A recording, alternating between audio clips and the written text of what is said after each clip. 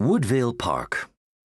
In 1887, Belfast Corporation purchased land at Woodvale from the Reverend Octavius Glover to establish a public park.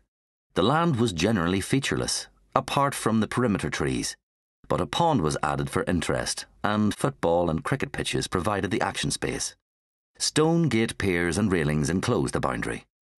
The need for recreational space can be traced to the growth of the Belfast linen industry in the 1850s and 1860s, when people were attracted from the rural areas into the town to work in the linen mills and weaving factories. The people lived in poor quality, high-density housing adjacent to the mills, where overcrowding and insanitary conditions fostered ill health and disease. Reformers saw the provision of public parks as a means of improving the lifestyle in the working class areas. Woodvale Park was a place to congregate, take part in sport, exercise, relax as a spectator, or just take in the fresh air and enjoy the green space. In later years, band performances were a regular feature, and outdoor boxing tournaments attracted large crowds. The park may attract other more supernatural visitors. This photograph, taken in the early 20th century, appears to show the ghostly shape of a young boy believed to have drowned in the pond. Leisure time was limited. In the flax spinning mills and weaving factories, conditions were harsh. Long working hours, low wages, disciplinary fines, unhealthy conditions, noise, lack of machinery guards, and autocratic management were the accepted norm, and the practices continued into the 20th century.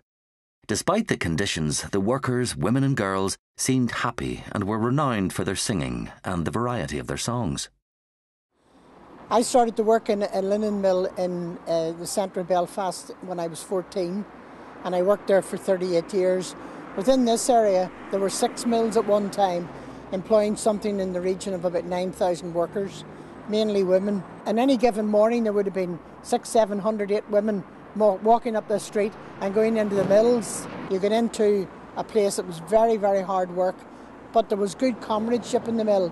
The sad thing is the mills went into decline here very sharply in the 80s and 90s, and in fact my mill where I worked was one of the last to close. There was a song that came out of the war, Bless Them All, Bless Them All. It was a song made up about soldiers, but we made up our own words to it. Bless them all, the hookers and terrors and all. God bless we Geordie who turns on the steam. Hell roast the forewoman, she thinks we're machines, for we're saying goodbye to them all. As down to the bureau we call, for you get no enjoyment out of mill employment, so cheer up my lads, bless them all. A war memorial tree was planted in the park in 1919 at the end of the First World War. The Shankill was still in mourning when it was first dedicated to the memory of the men of the 9th West Belfast Battalion of the Royal Irish Rifles. It was rededicated on the 90th anniversary of the Battle of the Somme in affirmation that their name liveth for evermore. The advance at the Battle of the Somme on July the 1st, 1916 of the 36th Ulster Division, which had been recruited from the Ulster Volunteer Force, has been referred to as perhaps the most memorable single episode of the war, and stands as one of the finest displays of human courage in the history of mankind. Today, Woodvale Park is about relaxation. A chance for a break, a walk, and a picnic with time to admire views of Divis and Black Mountain.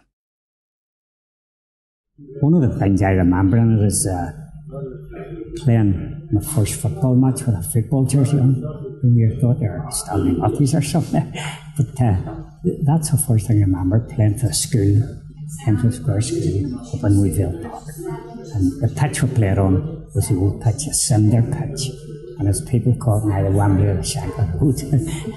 But it was just an old cinder pitch. On a good summer night, there was nothing as pleasant as sitting on the grass, listening to a band playing. Or sometimes it was, as I said, was boxing matches, warm with your boxing. And you got to sit on the grass and watch them, you know. It was things like that were very good to listen to and watch, you know, war. You'll never forget them.